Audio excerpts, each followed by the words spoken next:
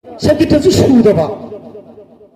पुंगेबा मगा इसै सकपा अनि मगा तौदरा अखोइना सके सोले तौरिसिंदा करिनो सिदा दुम हौरेबा मदुना करि अफबा पोरकतुरिबनोबा मसी मंगना ओइरमगदरा खजे मसीदा थोइदबा तौलिबा तौइदबा तौलिबा कयामा थोंलेबसे सुगुम कल्चर सिंग नाक्तबदगी आइदि थोलपने Hajini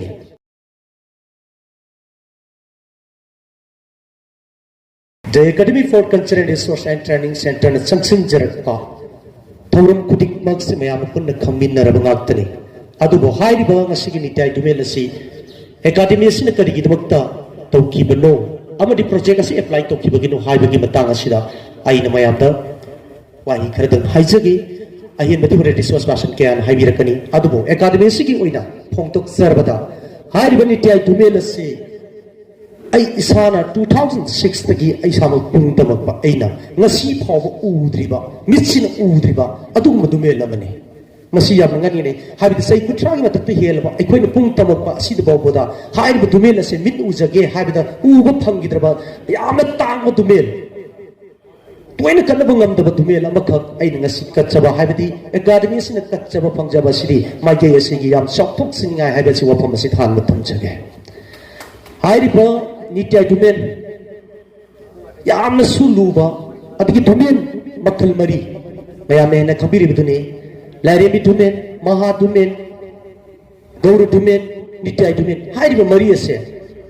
lai oi khaba ozam yamduna sembira me habasi hoji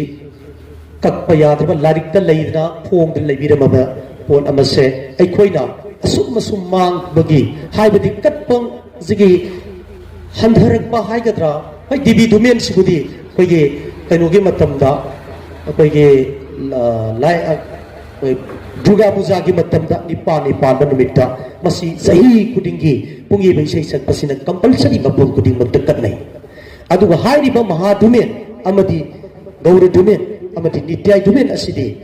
ai danga sai haijaki boduni yamna tangna thokba ai khoina bawda yamna kijaba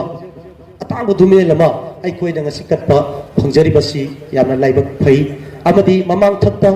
academy sina hoi mamang da kathibagi history de phangjade leirambadi yai Gaura Dhumel hari basi khoina sahi kharagi mamang da sor khoram jagna ai koi ministry da ai koi demand tawdna project hajarubadagi khanbirakna madusu sona chandidna katpangam jaki madugi matung tarak pata koige lairem Dhumel sukat khre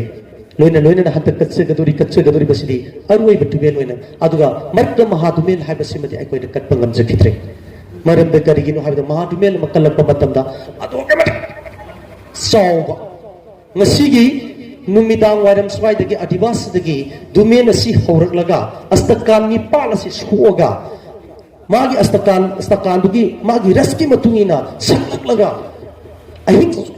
koigi sankitala se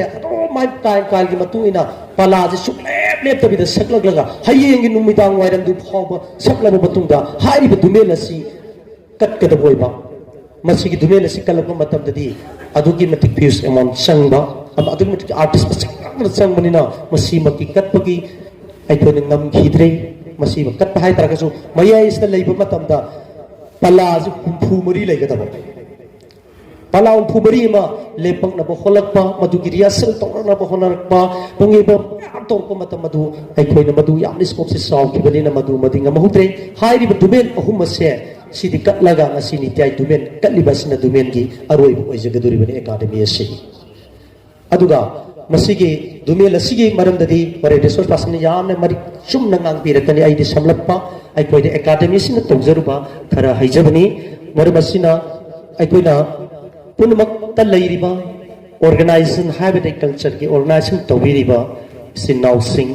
amadi pulapna haibadi rural abadi Imphal haibagi wafam thadok piraga aikoina tawjariba ministry gi phangjariba culture gi program tabu aragasu aikoi thamoi sengna tawduna hairiba artist sing asi nomagi sitharakliba artist sing asi mayamne na khangbiri budani masigi mari leina na ai wahe matam joge mayamda haijari bod asiri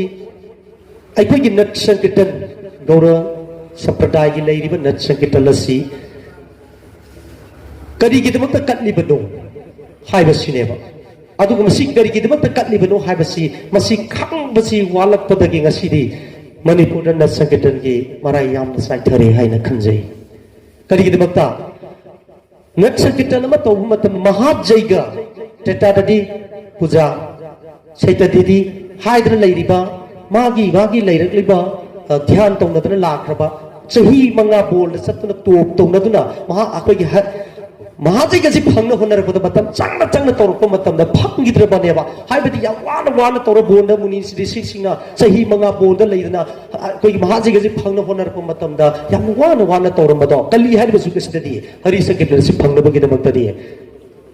ai koi gi hari sankirtan chon basina mahajai ga phang bagi masak pibi ri basida nasidi kamai tawre hari ipa ipu na thambiram leba ai hek khangak padagi su ngasi bawda ꯑꯩꯈꯣꯏꯒꯤ ꯃꯇꯝꯁꯤꯗ ꯑꯑꯣꯟꯕꯁꯤ ꯂꯥꯛꯈ꯭ꯔꯦ ꯍꯥꯏꯕꯁꯤꯁꯨ ꯑꯩ ꯃꯌꯥꯝꯗ ꯍꯥꯏꯖꯒꯦ ꯃꯁꯤ ꯃꯔꯛꯇ ꯂꯩꯕꯤꯔꯤꯕ ꯑꯍꯟꯁꯤꯡꯁꯨ ꯍꯦꯟꯅ ꯈꯪꯕꯤꯔꯝꯒꯅꯤ ꯑꯍꯟꯁꯤꯡꯁꯤꯅ ꯍꯧꯔꯛꯄ ꯃꯇꯝꯗ ꯁꯔꯥꯙꯝ ꯁꯣꯟꯕ ꯃꯇꯝꯗ ꯁꯣꯏꯗꯅꯕꯒꯤ ꯄꯂꯥ ꯃꯁꯤꯡ ꯑꯔꯦꯞꯄ ꯂꯩꯔꯝꯒꯅꯤ ꯍꯥꯏꯅ ꯈꯟꯖꯩ ꯑꯗꯨꯕꯨ ꯍꯧꯖꯤꯛ ꯂꯥꯛꯂꯤꯕꯁꯤꯗꯤ ꯄꯨꯡꯌꯩꯕ ꯑꯃ ꯏꯁꯩ ꯁꯛꯄ ꯑꯅꯤ ꯏꯁꯩ ꯄꯨꯡꯌꯩꯕ ꯑꯃ ꯏꯁꯩ ꯁꯛꯄ ꯑꯅꯤ ꯅꯨꯄꯥꯗ ꯑꯣꯏꯔꯒꯁꯨ ꯅꯨꯄꯤꯗ ꯑꯣꯏꯔꯒꯁꯨ ꯃꯁꯤ ꯀꯟꯅ ꯆꯠꯅꯩ ꯃꯁꯤ ꯀꯔꯝꯕ ꯁꯪꯒꯤꯇꯅꯣ ꯑꯔꯥꯡꯐꯝꯗꯁꯨ ꯍꯪꯖꯒꯦ Brahman sing dasu haijake masi aikoina mel oina masida maru oina haijaning badi arangpham amadi aikoigi Brahman sing da haijan masi katkaduri ba yumbu asida aikoina hangbam thokpra haina khalli karigi damakta sankirtan lama katpa matamda nangna kachari base masi sathriba ipado imado magi damakta atma santi yongna bagi damakta katnaba hodaba matam asida aduge matik Hairiba Sankirtan asida aina kachariba pol ase kari pochang suraga aina ma Sankirtan se phangaduribno haibasidi Brahman singna Rangbam singna haiba khar walabra na khanjai marumdi yubu sina ahanba thengnaba matamda kana thingne kana mama sonba matamda ahanba tanaba se arangpham natraga Brahman sing hala tanaganeba tanaba matam sida aikoida haijaningidi maduda nang tatkaduriba se nang ngasagi mi pungyeba ma adi isai sakpa ani aikoida Sankirtan se katpa matamda masigi Sankirtan asigi thamda hairaga su magi katpagi masing leijaye hauchiti kari hana loksan bire haiba matamda aikoina pala gi masing an mi gi tungana leiriba masing dudagi moibung khongba brahman amadi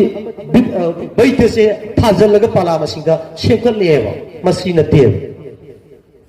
mayada karigumba ina masi maha Sankirtan nama phangna bhona ge haba taragadi aikoina pala si kaya lepkadage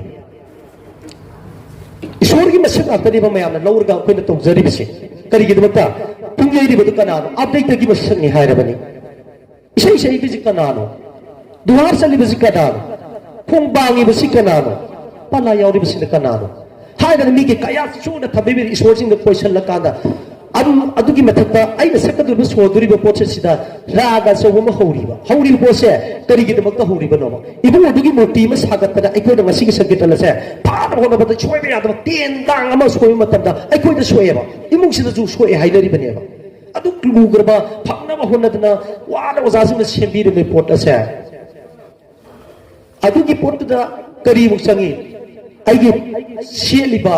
asta besu da suyate haidani azagu yamna luna thambire be polase sum tension ki basina maram oiraga sengna harbada luhong bai basu yamna maru oibane na khanjai pi pani